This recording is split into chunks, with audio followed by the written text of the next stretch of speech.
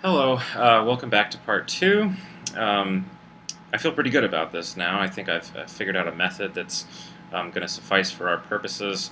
I think I can incorporate the different audio-visual elements that I want to without. Well, I think it'll be a little bit better than the last video in terms of the presentation. Not quite as fancy and technologically savvy as my original strategy, but alas. So here's what I want to do in this video. I just want to go through the syllabus and the course schedule.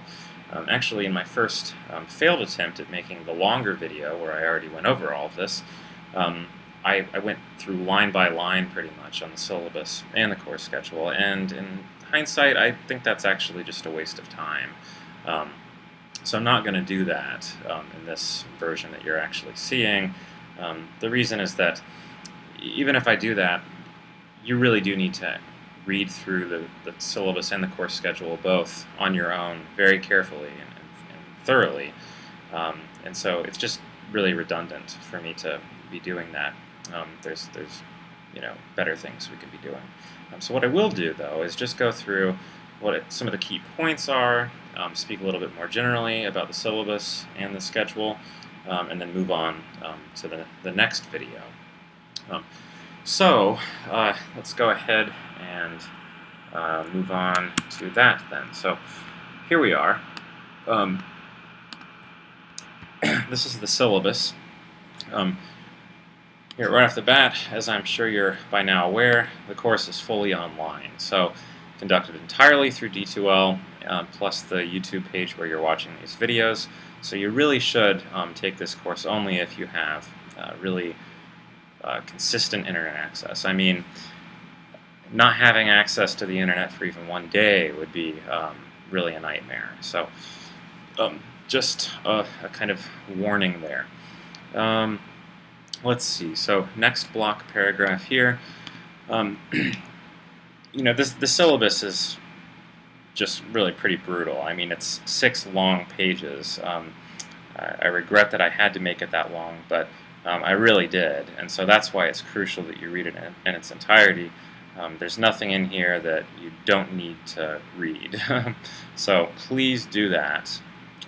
It's just going to solve, or it's going to forestall a lot of problems we might otherwise have down the road.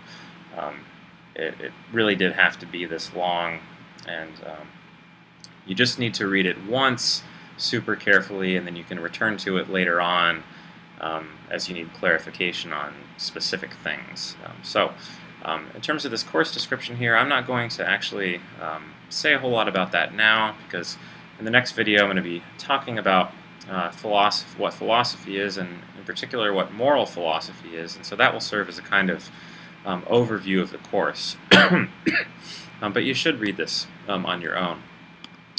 The textbooks. So there's 4 that are required, 1 each by Aristotle, Plato, Kant, and Mill. They are listed here. I've given you the ISBN numbers so that you can be sure you purchase the right editions.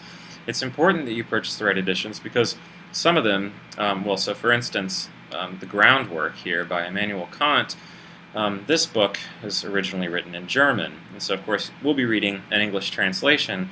The point is, some translations are much better than others. This one here is pretty solid. It's the best translation that's easy to get a hold of and cheap, so that's why I've chosen it. But for all of these, I mean, 3 of the 4 actually were originally in different languages, so the translations make a difference. And then here, John Stuart Mill, the book we're reading, was written in English, but it's better to have the specific edition so that we all have the same page numbers and so forth. Okay, course requirements. 3 different components. Short paper is 60% total. Since there's 5, each paper is worth 12% of your final grade. Discussion board postings, 20% total. In effect, you will have 20 discussion board postings. You'll have postings on 10 different days, and each day that you have one, you'll have 2. So that's 20, meaning that each one is worth 1% of your grade. Please don't think, however, that you can just brush them off because each one's worth only 1% of your grade. I think maybe I I issued a kind of caution about that earlier. I'll talk to you more about this later in terms of what it is that I'm expecting for these discussion board postings. The one that's required of you today is abnormal or atypical. So I've given you instructions for what to post today, but generally I won't be having you answer a specific question or a certain prompt or anything like that. I'll just be expecting that you're posting comments, questions about the material, demonstrating that you've read it carefully and thought about it critically. But more on that later. And then next, quizzes. As I think I've publicized fairly well now, these won't be announced with very much warning. I'm announcing them the morning of each day that one is going to be administered. There's only 5, so that's not a whole lot. Since they're worth 20% of your grade, each one individually is worth 4%. Just a little bit about the rationale for doing it the way that I have. I want to make these as much like pop quizzes as possible. The justification for that is that I really want to do whatever is in my power to ensure that you're reading regularly and that you're not skipping readings, and having them not be announced well in advance might serve as some motivation or incentive for you to really be keeping up with the work. Having said that, I plan on announcing them around 6 o'clock in the morning or 7 or 8, something like that, and then giving you until midnight basically to complete them. So you will have 18 hours notice, but even so, I think, my hope is that structuring them the way that I have will lead you to really keep up with the reading, since you won't know too far in advance when they'll be given. This bit here about course organization, I'm not sure how much I want to say about this. Generally, the way it's going to work is that I'm going to upload a number of videos to YouTube each day. On the course schedule, I give you a recommendation, which we'll go over in a little bit, for how to approach all of the different aspects of the course on a daily basis. So what you should start with, what you should do second, and so forth. The basic idea is that, really the crucial aspect of this passage here that I want to emphasize now is just that I don't want you to think that just because you've watched the video, for instance, that you don't need to do anything else, or alternatively that because you've read some lecture notes or an independent PowerPoint I've uploaded or something that you don't need to watch the videos, vice versa, right? So just please keep up with everything. In order to keep this interesting and multi-dimensional, it's going to be a sort of multifaceted experience, so there's a number of different things and different forms of presentation, but please don't pick and choose what you're doing. You really need to keep up with all of it, because all of the material will be presupposed when it comes time to write your papers and so forth. I'm going to assume that you've actually read and watched everything. Okay. Do I need to say anything here about discussion? Right, I guess I'll say a little bit more about this now. I sort of hinted at it a moment ago, but the basic idea is that these need to be substantial posts that indicate or demonstrate that you've really read and thought critically about the material. They can be, it can consist of questions you've had when you've done the reading, a passage was confusing, or you felt like maybe there was more than one way of interpreting it and you want clarification. Or it could be something like, I understand what this philosopher is saying, but it just seems so wildly false to me. I have this objection here. What this philosopher says can't be right because of this. Those sorts of comments are great because the idea, the hope, is to try and get discussion going here. And then just a sort of cautionary note here. Please try to avoid posting a discussion post when you haven't read in advance, or watched the lectures and everything that's expected of you, because it's just totally obvious and just a waste of all of our time if you pick out some sentence at random and say I don't understand what this means or whatever, what does this word mean? It's really better if you actually do all the required work before posting. And then I think I've touched on this in the last video, but please do read it. And then these readings are going to be difficult. I will say that. I'm going to do my best to make them as intelligible and easy to understand as possible, but you're going to have to be prepared to work through them. Don't expect to understand a sentence or a paragraph on the first reading. You might need to pause and reread it before moving on. I've already talked about how to contact me in one place or another, I believe, but basically by email, either my Arizona address or through D2L, it doesn't matter. And then contacting you, please do set up the auto-forwarding to whatever email address you check most regularly. I talked about that on the News tab. And then I'm not going to say a whole lot about academic integrity or, on the other hand, academic dishonesty, except to tell you that you really need to familiarize yourself with this code of academic integrity and to make sure that you sign the pledge today and submit it to the Dropbox after you've familiarized yourself with that. One thing I do want to draw your attention to is that you need to make sure that you're perfectly aware of what counts as plagiarism, because that tends to be the biggest problem that comes up with respect to academic dishonesty. And unfortunately, I think one reason why it's such a common problem is that oftentimes students just don't realize that they're plagiarizing.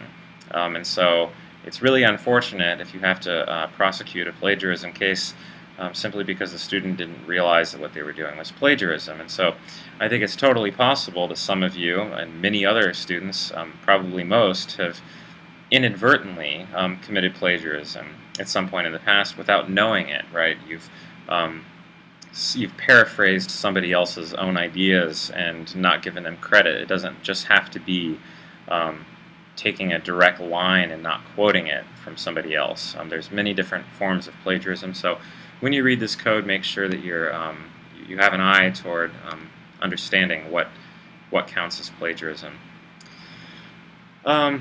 Let's see. Yeah, so one last thing before moving on to the course schedule. This is going to be, I mean, when I say down here a brutal schedule, that might be putting it too harshly. However, it really is going to be pretty intense. I mean, we're cramming an entire semester's worth of material into less than 3 weeks. So that means that any given day, Monday through Friday, is covering almost, a whole week's worth of material. So there's just no way around you having to do more work on any given day than you would during the fall or spring semester if you were taking the same class then. I take it that's something you're aware of. That, after all, is the sort of trade-off. If you're taking a class in the pre-session, it's got to cover, or it's supposed to cover, a comparable amount of material. So, I would assume that you are aware that that means that you have to do more each day if you're going to get through the same amount of material. In reality, it's not going to be quite as intense as doing an entire semester's worth of material. I'm not going to I'm going to do my best to strike a balance, but it really is going to be comparable in terms of the amount of work. So I just want to make sure you're aware of that going into it. You should be prepared to spend about 3 hours a day on this course, plus study time and the time needed to do graded assignments. So don't get even 1 day behind. That would be bad. Okay, so that's the syllabus. I think I might go ahead and just say a few words about the course schedule and then wrap up this video. So let's go ahead and pull that up. One thing I want to say about this, you'll see below on the course schedule that I've broken each day up into distinct parts, as I say here. That's a somewhat artificial division. It's just a way of indicating all the different units, so to speak, or different topics that we'll be covering on a given day. But don't think that because this says Part 1 that this necessarily corresponds to Video 1 or a document I've uploaded and labeled 1 or whatever.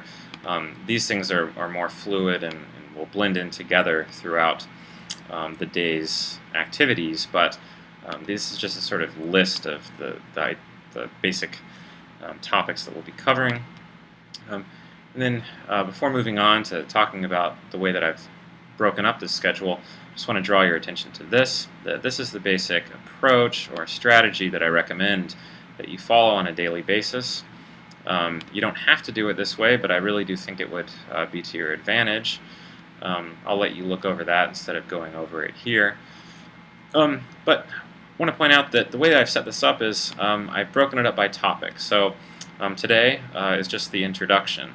Then we have 3 classes on Plato, Tuesday, Wednesday, and Thursday, 3 on Aristotle, 3 on Kant, 3 on Mill, and then finally what we'll do here, what I have planned is a kind of a more applied approach to moral philosophy. So what it will be is an opportunity for us to dabble very briefly in applied ethics. So we'll be essentially using all this stuff we've done up until then, the main bulk of the course, Mill, Kant, Aristotle, Plato, moving backwards, using those 4 philosophers' moral theories to approach some topics in applied ethics. So topics in applied ethics concern things like capital punishment and abortion, I think, are the examples I gave in the first video lecture. And so the thought is that even though this isn't a course in applied ethics, it's a very natural way of sort of wrapping things up, because we can take Mill and Kant's theories, for instance, and say, what sort of answers do they give us to these questions about is abortion morally permissible? Is capital punishment morally permissible? Is torture during the interrogation of terrorists, is torture ever okay, or is that always morally wrong? Questions like that. And the thought is that instead of just approaching those questions in a vacuum, the way that we might if we were doing applied ethics, just testing our intuitions on different kinds of scenarios and so forth, what we can do here, having gone through all of this material, is use these guys to at least figure out what they would have to say about these kinds of questions. And then we'll have just one class wrapping things up. So in terms of structure, just a few last brief remarks. The first thing that I have listed for each day is just any kind of important reminder or something like that, announcement that you should take note of. Not everything that is an important reminder is on here, because other things will come up throughout the term, but for instance, the last day to drop the class, those kinds of announcements tend to come first, and then I give you the day's reading. The first thing out of the book is on Wednesday, and as you see, that's listed here. And then finally, when there's a day with a discussion posting assigned, that's listed. So you'll see, for instance, that on Thursday there's no discussion posting due that day, and the days where there's no discussion post tend to be the days where there's a paper due, because I just don't feel like it would be reasonable to expect you to do that and that on the same day. So that's pretty much it for the course schedule. But the key thing really is to go over the syllabus before any more time elapses and to read every single line carefully. However, I'd recommend even going through this whole thing just once now, so that you have an idea of where things are going before we get there. But with this document, the really important thing is to just read each block on a day-to-day basis, whereas the syllabus really does need to be read once all the way through at the beginning. All right, well, I guess that's that. I'm going to go ahead and upload this, take a short little break, and get back to you with the third video. Incidentally, I should mention that normally I'm not going to be posting so many videos. I think what's standard for an online course during the summer session is not bombarding the student with a massive amount of lecturing, but rather to incorporate other kinds of things to sort of round it off in a more holistic kind of way. So don't expect or don't fear that I'm going to be just uploading a massive number of videos every day throughout this entire term. I won't be. It's just that today there's quite a bit I do need to get through. So you can expect a couple more, but that's it for this one. See ya.